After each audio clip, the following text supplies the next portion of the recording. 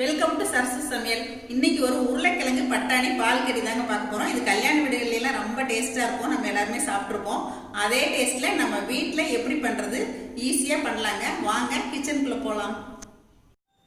இன்னைக்கு நம்ம பண்ண போற உருளைக்கிழங்கு பால் கறிக்கு என்னென்ன தேவைன்னு பாத்திரலாங்க.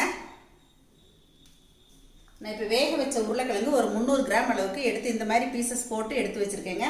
பட்டாணி, பச்சை பட்டாணி இருந்தால் போடுங்க, அப்படி இல்லைன்னா காஞ்ச பட்டாணியை நீங்கள் முதல் நாள் நைட்டே ஊற வச்சு இந்த மாதிரி ஒரு கப் அளவுக்கு வேக வச்சு எடுத்துக்கோங்க. உப்பு தேவையான அளவு கொஞ்சமாக சேர்த்து வேக வச்சுக்கோங்க.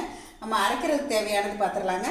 தேங்காய், சோம்பு, கசகசா, பட்டை, முந்திரி 4, பச்சை மிளகாய். இதை நம்ம தண்ணி விட்டு நல்லா அரைச்சிக்கிறோம். அதுக்கப்புறமா பச்சை மிளகாய் 2ஆக கீறினது ஒரு 3 மிளகாங்க, பட்டை, கிராம்பு, ஏலக்காய், சோம்பு, கருவேப்பிலை, பெரிய வெங்காயம் தாளிக்கிறதுக்கு, இஞ்சி பூண்டு பேஸ்ட்டு கொஞ்சமாக எடுத்துக்கலாங்க. அடுத்ததாக கொத்தமல்லி இலை. பால் கடைசியாக ஒரு 2 டேபிள் ஸ்பூன் அளவு ஊற்றுனா நல்லா வெள்ளை வெள்ளையன்னு இருக்குது. அதுக்காக நான் பால் கொஞ்சம் எடுத்து வச்சுருக்கேன். அப்புறம் தேவையான அளவு உப்பு. இவ்வளோதாங்க இதுக்கான இன்க்ரீடியன்ஸு. இப்போ நான் இதை அரைச்சிட்டு வந்துடுறேங்க. தண்ணி விட்டு அரைச்சிக்கலாம். நான் இப்போ ஒரு கடாய் அடுப்பில் ஏற்றிருக்கேங்க. அதில் தேவையான அளவுக்கு தேங்காய் எண்ணெய் விட்டுருக்கேன். இப்போ நம்ம பட்டை, கிராம்பு, சோம்பு, ஏலக்காய் இதெல்லாம் போட்டு தாளிச்சுக்கிறோம். 3 பச்சை மிளகாய், கருவேப்பிலை இது தாளிச்சிட்றோங்க. இதெல்லாம் பொரிஞ்சதுமா நம்ம வெட்டி வச்ச பெரிய வெங்காயம் சேர்த்துக்கலாங்க. நான் இன்றைக்கி 2 வெங்காயம் சேர்த்துருக்கேன். இப்போ இந்த வெங்காயம் ரொம்ப கலர் மாறிடக்கூடாதுங்க. நான் இந்த மாதிரி நசுக்கி வச்ச பூண்டும் இஞ்சி பூண்டு பேஸ்ட் 1 டீஸ்பூனும் இதில் சேர்த்துறேங்க.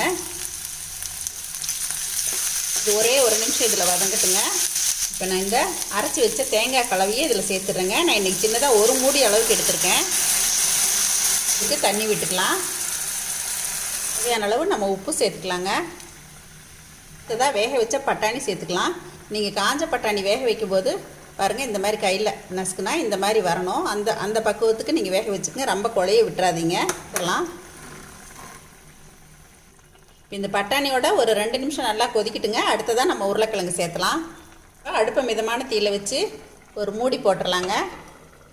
பட்டாணி சேர்த்து ஒரு 5 நிமிஷம் நல்லா அடுப்பை குறைச்சி போட்டேங்க. இப்போ ஓப்பன் பண்ணிடலாம்.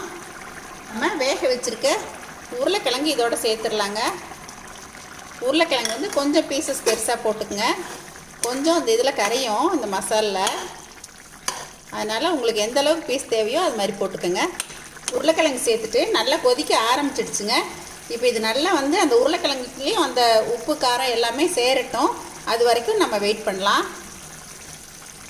இப்போ இது ஒரு 5 நிமிஷத்துக்கு மேலேயே நல்லா கொதிச்சிருச்சுங்க. இப்போ பாருங்கள், நல்லா இந்த மாதிரி தலதலான்னு இருக்கிற ஸ்டேஜில் எல்லாப்பில் கொஞ்சமாக மல்லி இலை போட்டுக்குங்க. அடுப்பை நிப்பாட்டிடலாம். அடுப்பை நிறுத்திட்டு இதில் கொஞ்சமாக நம்ம பால் விட்டுக்கலாங்க. காய்ச்சின பால் காய்ச்சி நல்லா ஆற வச்ச பால் நீங்கள் கொஞ்சமாக விட்டுக்குங்க. அந்த கலர் மாறாமல் நல்லாயிருக்கும். இந்த மாதிரி தலதலன்னு இருந்தால் தான் நம்ம சாப்பிடும்போது இன்னும் கொஞ்சம் இஞ்சிரும். அதனால் இந்த ஸ்டேஜில் நம்ம அடுப்பை ஆஃப் பண்ணிடலாங்க. நம்மளோட கம கல்யாண வீட்டு உருளைக்கிழங்கு பால் கறி ரெடிங்க.